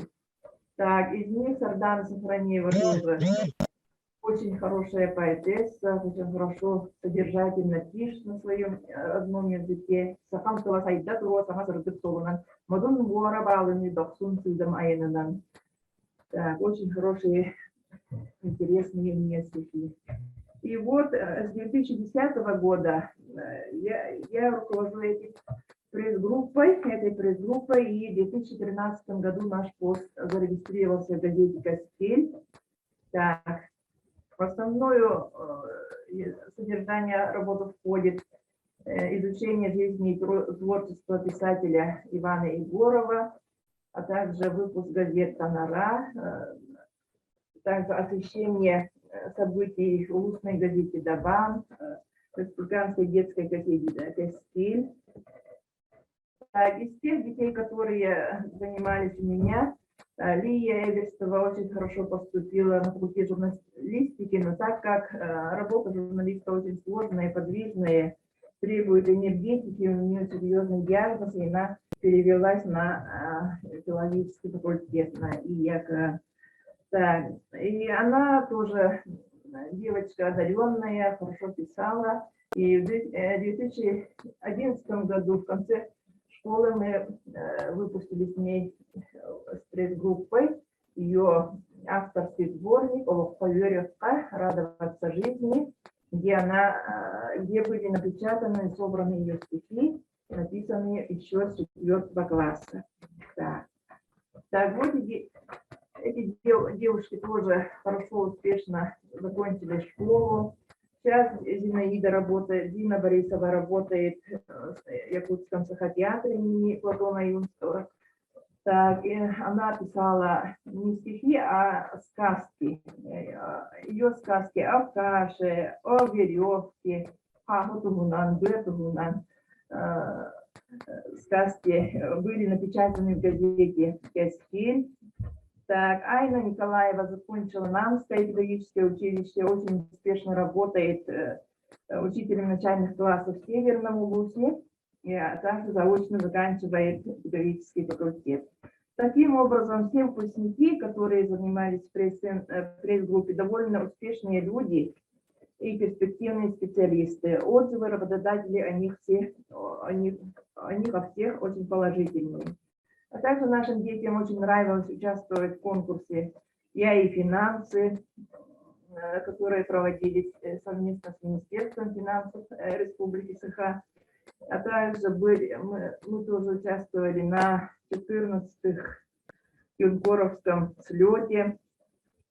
Так, и, в общем, нам очень повезло и везет участие на финансовом конкурсе республиканском. Тоже, и связывает нас с газетой «Каскель» то, что очень долгое время работал наш земляк, писатель Андросов Иван Афанасьевич Аянец, охотник. Сейчас уже он как писатель, видимо, работает. Также вместе с Иваном Афанасьевичем Андросовым училась в нашей школе Федора Иннокентьевна Кобякова, Федора, и они очень хорошо писала, много писала, редактировала и выпускала ее книги, наша уважаемая Нина Иннокентьевна Протопопова. Также бывший редактор «Каскель» Еренцеева Евдокия Семеновна Агдо, писатель тоже, она тоже родом из Кобяйского улуса, она постоянно к нам приезжала. Так, И в 2015 году наш выпускник, наш ученик Сидоров Костя принял участие на встрече с Илдарханом Егоровым Афанасьевичем Борисовым, задал свой вопрос, и у него было очень много хороших творческих планов и хороших впечатлений. Так.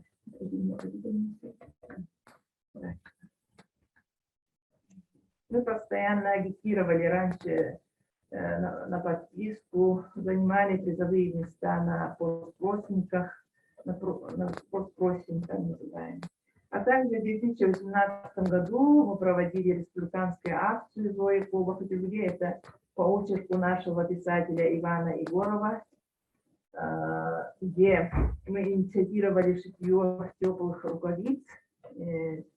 И эти рукавицы мы дарили детям детских домов, тем, кто работает на улице, коневодам, животноводам и так далее. Очень хороший отзыв получила эта акция благотворительная.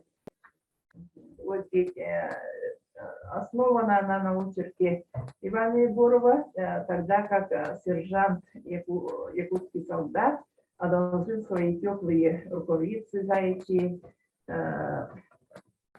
которые ему шила ее мама, якутская простая женщина, герою комсомольца Зои Космедемьянской. Вот такая у нас история. Вот поэтому в конце хочется сказать, что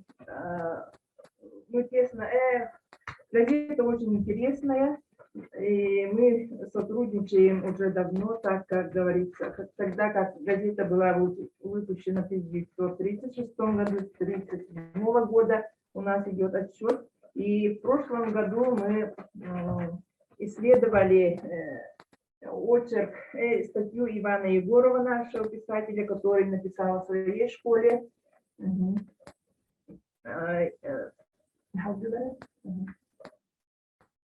Так, это победители нашей акции «Зои Кобах и Тюльге». Об этом тоже было напечатано в газете. Да, это Игорь Николаев, который впервые участвовал и победил. Так, дальше. Вот. 60 лет назад была опубликована статья нашего писателя Тонараскола Тыгар, Пенецкой, дружина Тыгар, Хайдах, Бола Турарыгенсе. Так, и мы исследовали всех героев той статьи 60-летней давности и написали также свои сегодняшние будни, и поэтому специально заказали и выкупили этот номер, и сейчас с большой радостью показываем и храним в своей библиотеке, в своем фонде. Таким образом, учащиеся, занимающиеся и на Инкоровском посте, развивают свои навыки soft skills и становятся успешными, толерантными личностями, которые эти качества и навыки им помогают быстро освоиться в учебе, в своей профессии, да и в жизни вообще. Вот такой у нас долголетний опыт работы совместно с газетой «Белембо», «Кастель». Спасибо за внимание. У меня все. Синегоровна, Лухан Махтал. Билигин, бу тылы берекпин бағарабын, мен өлөкме луғын абаға артос колатыгар. Арайсымны Кентьевна Уйгуроваға, Арайсымны Кентьевнаға, абаға сколаты ме білем бол кескіл қағыттарға үлеләбіте, оғылары күтіннар бұта, хүрдәқ, өркем ұстата бола тұрар. Оны бүгін ете кенелер олара Никитан Тону Шаргылов бұл конференцияға күтті оларыр. Абағалыстыр Арайсымны Кентьевна. Үтөкүннен күндү кытачылар. Добрый день, дорогие уважаемые коллеги. Ну, Никита Антонович, конечно, мы гордимся своим выпускником, я имею в виду выпускником Алёкминского района, потому что он, к сожалению, заканчивал не нашу школу, а Кыллахскую. Но мы его очень хорошо знаем, да, следим за его успехами в журналистском деле и гордимся. Желаем ему, конечно, дальнейшей удачи. Ну вот, в принципе, я хотела бы немножко остановиться на активизации познавательной деятельности подростков, но что это такое и к чему это приводит, я, конечно, тут сильно долго распространяться нет необходимости, думаю, да, потому что все мы, педагоги, все прекрасно знаем, что это означает. И я просто хочу вкратце поделиться с вами насчет рассказать немножко о своем медиацентре. Наш медиацентр был организован в 2016 году. Это были наши первые такие шаги. Та работа, которую мы проводим в своем медиацентре, это, конечно же, ориентировано прежде всего на активизацию этой самой познавательной деятельности. Да? И, значит, мы выпускаем газету «Оскола Чорана», газета на якутском и на русском языках, потому что у нас обучаются дети нескольких национальностей, не только, как говорится, коренные национальности, да, и поэтому, значит, вот газета у нас такая двуязычная. Так, ну, значит, как все дети в наше время, мы, конечно, принимаем участие в WordSkills, это наше любимое занятие, да, и, ну, самым таким последним нашим достижением было это организация первого республиканского фестиваля детского кино «Окей» или «Окинете», да, вот вкратце, если рассказать так. Сегодня, значит, я хотела бы вам немножко рассказать о том, как наши дети принимали участие в освящении национального нашего праздника Эсэха-Аланхо. Значит, конечно, вот наши, если вот вернуться к первому слайду, да, значит, наши дети привлекались не раз для освещения различных мероприятий районного нашего уровня, методический турнир педагогов, педагогическая ярмарка и так далее, да. Но, естественно, конечно, очень большим таким событием для нас, для всех стало проведение в нашем Алюкминском районе вот летом этого года в очном формате, чему мы, конечно, очень обрадовались, да, такого знаменательного события, как республиканский ЕСЭ Галанхо. Вот вы видите перед собой нашу команду. Команда, значит, состояла из 8 детей, и я как руководитель, да. Так, но наша команда, значит, принимала участие в освещении этого события в составе большой команды, которая состояла из не только моих детей, как бы, да, не только детей Богинской школы, но еще и Центра творческого развития и гуманитарного образования школьников. Значит, у нас вот руководитель Янкова Ирина Петровна, это Лига юных журналистов, в которые входят вот наши общие, как говорится, дети. Так, и вот этой дружной командой, значит, освещали все мероприятия СЭХа от начала до конца, все дни и с утра до вечера, да, до ночи, как говорится. Но перед этим, конечно, предстояла большая работа подготовительная. Мы очень благодарны нашим коллегам, нашим шефам, да, издательству Кескиль, которые организовали вот школу волонтеров-журналистов. Дети наши вот это посещали и, конечно, очень многого для себя взяли вот из этих занятий.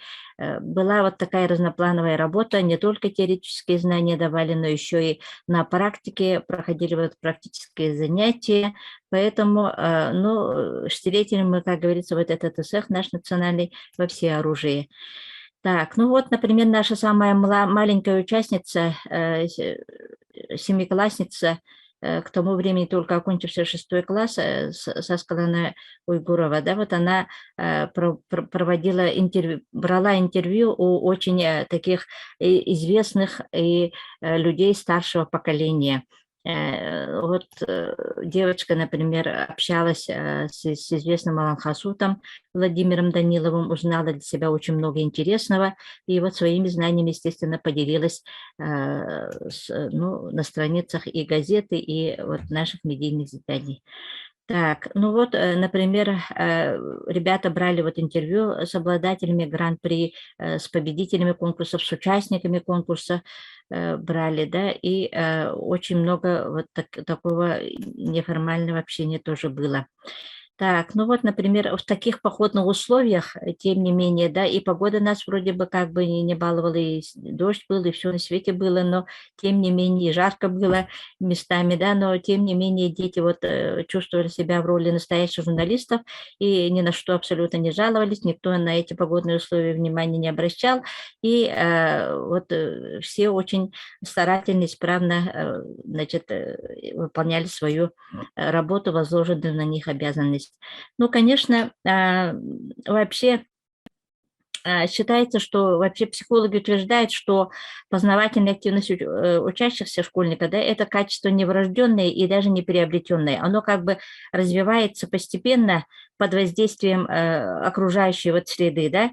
В данном случае вот можно утверждать, что при привлечении вот наших детей в освещении республиканского СЭХа Аланхо явно повысилась их познавательная активность. Этому, конечно, способствовали вот встреча, такие положительные эмоции, полученные во время встречи с Илдарханом Асеном Сергеевичем Николаевым. Наши дети подготовили, задавали ему вопросы, и даже, ну, Асен Сергеевич, конечно, очень внимательно всех выслушал, ответил на вопросы, провел вот даже некоторую беседу, да, в такой неформальной, непринужденной обстановке. И, конечно, это оставило, естественно, неизгладимое впечатление, ну, в душах наших детей, да. Так, и все мероприятия СЭХа, каждый ребенок, то есть они распределили между собой обязанности, они должны были, и сделали это, да, значит, распределились по Тюгюльге, где проходили вот эти события одновременно, и старались как можно лучше их осветить, вот эти события, да. Но еще наше главное задание еще было и составить архив для нашего района, поскольку это такое огромное мероприятие. К сожалению, наш район не балует, да, вот такими мероприятиями такого уровня, поэтому вот участвовать вот не только вот как зритель, да, не только как житель Улуса, а вот именно быть в гуще событий и освещать это все, конечно, дети были этим очень горды, возложенной на них обязанностью, да, очень довольны, и они сами тоже выступили в качестве людей, у которых тоже берут интервью, да, вот НВК Саха, радио Тетим очень, значит, заинтересовались нашей работой, мы с ними вплотную вместе работали ВКонтакте, и они вот тоже брали у детей интервью, и, конечно же, это все, ну, как бы заложило основы для развития вот наших детей в том плане, что вот, несомненно, это явилось основой для их дальнейшего самосовершенствования и воспитанию таких этнических качеств, да, вот как эмоциональная отзывчивость, как вот эта толерантность. Конечно, дети почувствовали всю красоту вот нашего национального праздника, уже будучи как бы извне, ну, не извне, а вот именно изнутри, да, вот выступая в качестве таких журналистов, скажем так, да. Поэтому считаю, что вовлекать вот детей вот именно в такие, в освещение таких мероприятий, это, ну, это очень здорово, это очень полезно, и это дает очень большой толчок вообще эмоциональному развитию и, естественно, конечно, повышает познавательную активность наших детей. Вот это, собственно, все, что я хотела вам рассказать. Спасибо за внимание. Ну, пользуясь моментом, хочу сказать слова благодарности всем участникам. Было очень много интересных выступлений. И, пожалуйста, огромная просьба, отправляйте, пожалуйста, презентации. Вот мы написали в чате.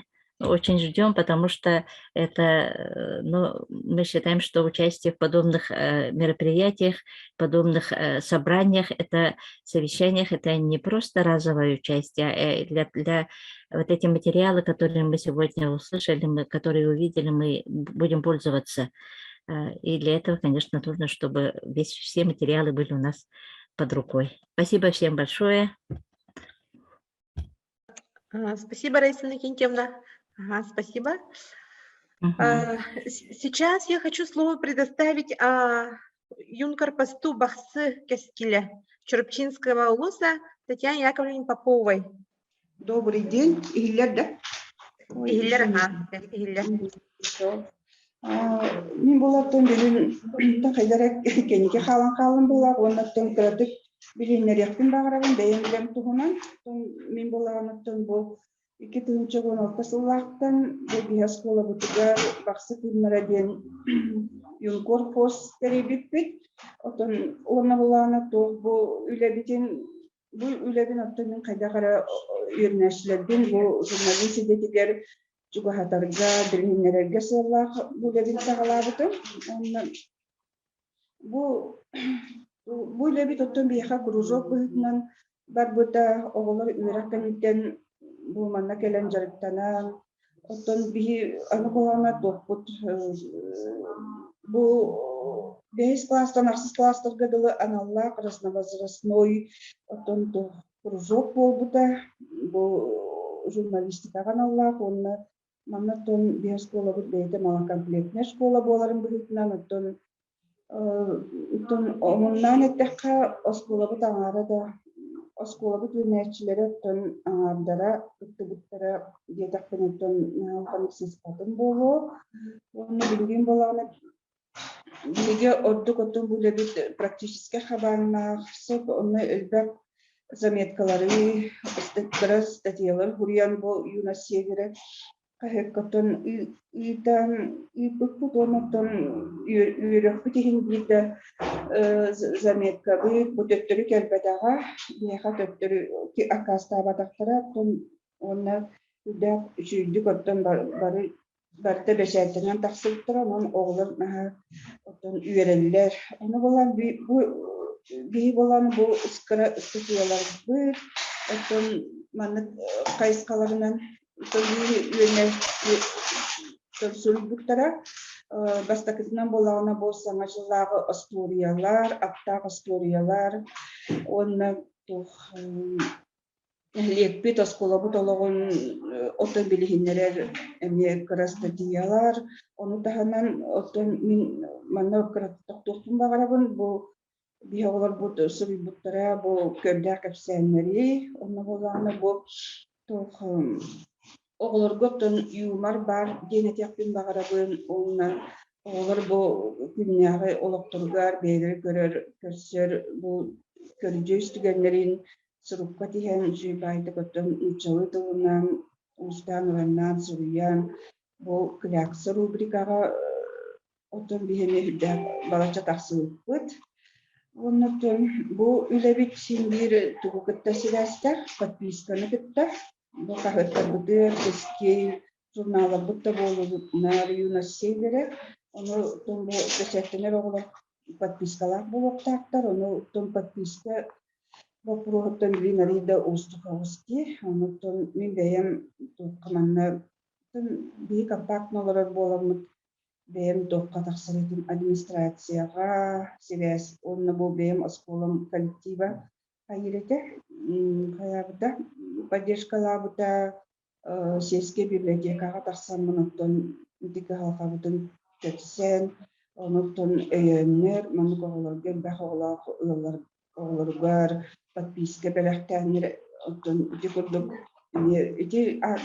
үләбет оттың үті дерева добра акция бұйтынан баратчы беға барар, оның оттың мақталбыт улахан бәйбіт бұны үлік бейт, олыбыра бұл бейтли өйлерігер, оттың бейі олар бұдың, бейті өйлерігер. Оныттың бұл бейілебет оттың бұл қолыбыра минаскола оларын өрі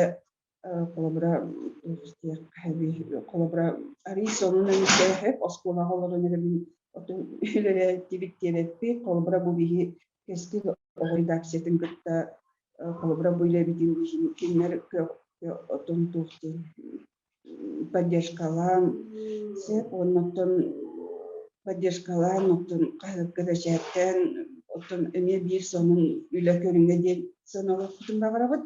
Оннықтың бұл редакция бұтыр өме отамақтар бұтын тегек бұтын бағарабыд, қолыбыра бұл бейікке он кетінші он ортағылаққа тәрілден үліләбіт біт, оны кетінші он ағасылаққа бұл бейілер нәтчібет, ақылыққа бадыяна.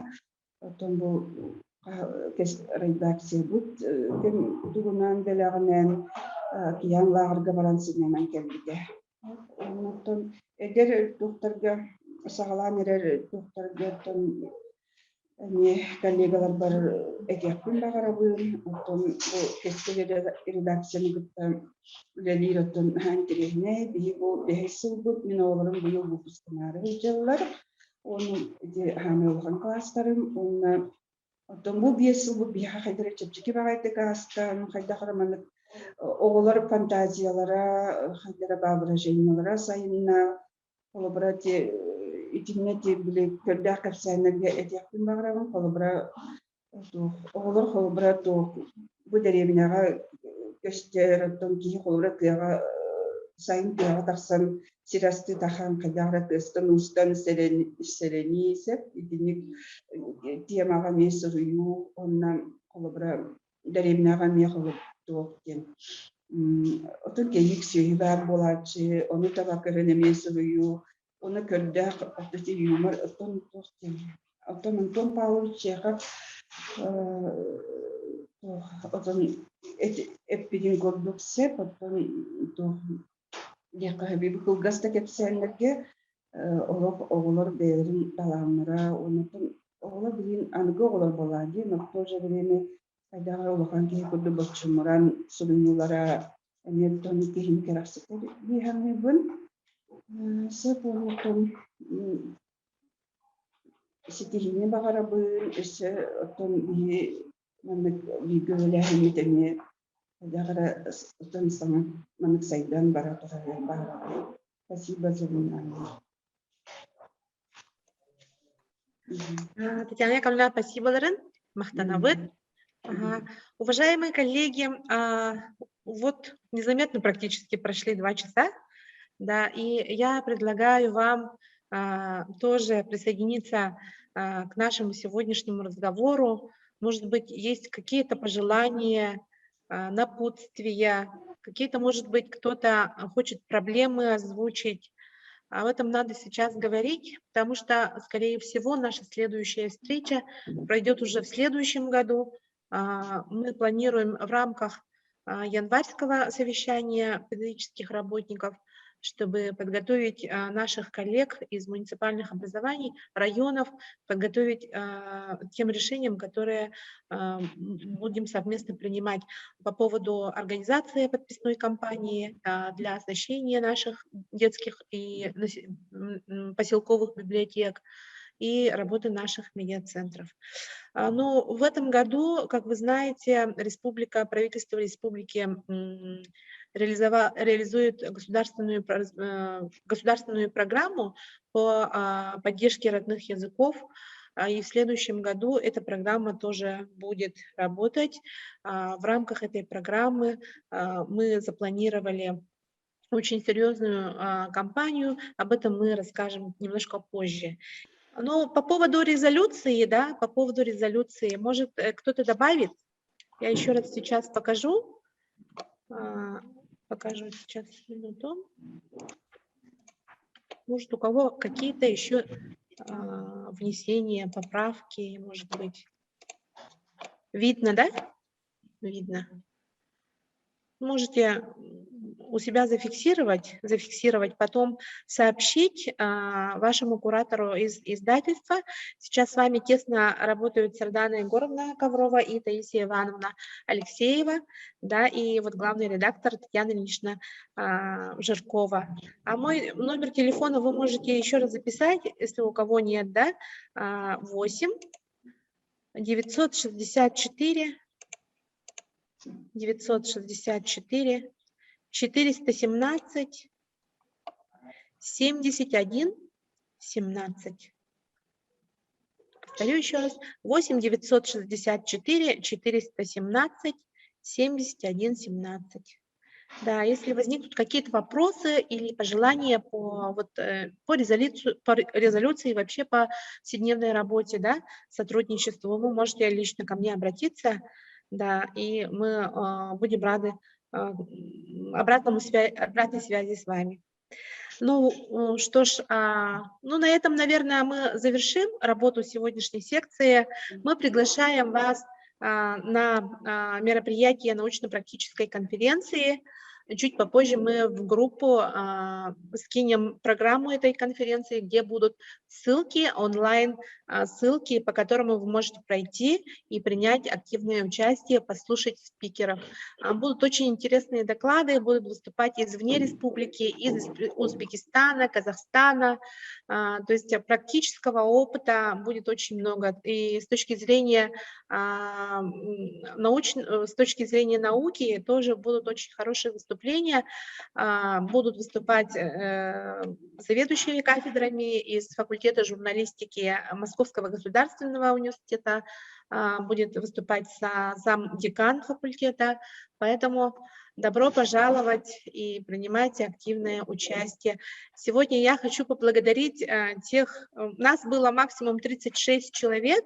Спасибо большое, что вы проявили большой интерес и всегда сопереживаете и участвуете на наших мероприятиях. Мы надеемся, что наше содружество, уже давно крепкое содружество, будет еще крепче, и мы будем с вами вместе развиваться и трансформироваться, учиться у своих детей и постараться их все-таки успеть наполнить содержанием. Спасибо большое, до новых встреч!